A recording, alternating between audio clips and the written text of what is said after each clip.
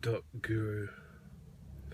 Today I want to speak about conditioning. Conditioning nowadays gets us to a point of forgetfulness. We get conditioned from an early age, from school. Our schooling system, the general schooling system, the schooling system that I was put through, is set up in a sense of it's not designed solely for empowerment. It isn't a way for us to find a way of empowering ourselves. It doesn't give us a process to choose our destiny. What it does is gives you direction, and the direction is stagnant. The direction is specific. You do this, you do that, it equals this. So you have the routine of what time to come in, what exams you do, what lessons you go through, how you're supposed to behave, how you're supposed to interact. Obviously, it's not black and white completely, it's not all negative, but the school system itself in general hasn't evolved in a way that provides us, whose circumstances are changing, whose reality is changing. It hasn't given us an opportunity to live in a more free-form way. It hasn't given children a choice to be, or the choice to choose what they want to do. So, for example, if you are a child who doesn't feel inclined to learn mathematics at age 6 or age 5, you have no choice but to do it. Even if your mind and body is not ready for it, doesn't feel like it's the appropriate time, you don't have a choice of that direction. It is given to you. There's a curriculum. This is what you do. The reason I'm starting with schooling, I'm not particularly picking on it, but I'm starting it because it's the basis of a lot of people's reality, or the basis of a lot of people's first discovery into how systems work.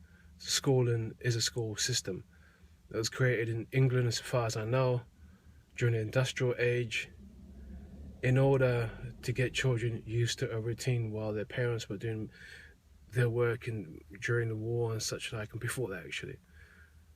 So it gave them a structure. Now schooling's got to the point of it can begin at age 6 months when you're in some sort of childcare facility, and the children in there are now getting conditioned. They're getting conditions not to be with their parents that much, not to have that. So the parent does not have, or sometimes doesn't have, the opportunity to be solely responsible for that early stage of childhood, the early beginnings, the bonding sessions, the first walking, first talk. Sometimes a lot of children who have to go through the kindergarten system at an early age get exposed to other people, and these other people can become their figures of authority, or figures of love, or figures of affection, and to some degree that can actually be more than what the parents can offer. So through schooling we get conditioned a lot. On top of that, there's conditions from peer groups. You have to behave or act in certain ways to get things done, or to be accepted. You have to look like this, talk like this, sound like this, walk like this, dress like this. We get conditioned a lot through life, and a lot of it is unconscious. We don't really realize that what it can be having how it affects us on a day-to-day basis.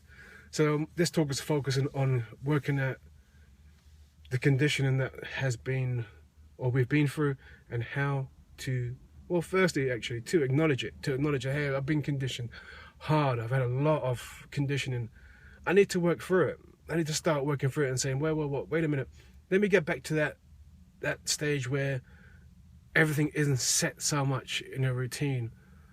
You can still be working, and you don't have to be mentally in a routine. You can be exposing yourself to work, the general day-to-day stuff that you do, and treat it as a moment-to-moment existence. Every conversation is different, and it's never going to be the same. You won't feel the same as you do on one day to the next. There may be familiar feelings, like you might be anxious, angry, happy, sad, but it's never exactly the same. The conditions are never exactly the same, but the conditioning that we have sometimes blocks us from seeing things. A lot of the times it blocks us from seeing things, but sometimes we don't realize we have anger issues. Why do I have an anger issue? Well, something in the past is this way that my life has been. This is a theory. It's a way in somebody's life have been set up. They might have been chastised or treating roughly in school or treating roughly in the early lives. Now that condition to them makes them feel that they need to be angry. That's how they take control of the situation. I could go on for much longer about conditioning. I'll just end on one more note. I'll just think of the conditioning of the multiple conditioning, where multiple conditioning around nudity, around physical body. I hear and see children saying, "Oh, that person's naked. Oh, they've got their blah blah blah." For example, you go to a nudist beach. "Oh, people are naked. Whoa, whoa," and they get all twisted and stuff about it. They have been conditioned to see the human body at an early age as something to be embarrassed about. Not necessarily want them to be walking around staring at butt naked people and watching porn. Don't get it twisted. But it's a conditioning that sets off at an early age, and then when we get older, we sometimes perpetuate this and build more walls over it, and it becomes harder and harder to see through that wall. There's many states of conditioning. I think this will have to continue this talk. Appreciate your time, and feel free to have a comment about conditioning if you want. My website's called theurban.guru, and thanks for your time.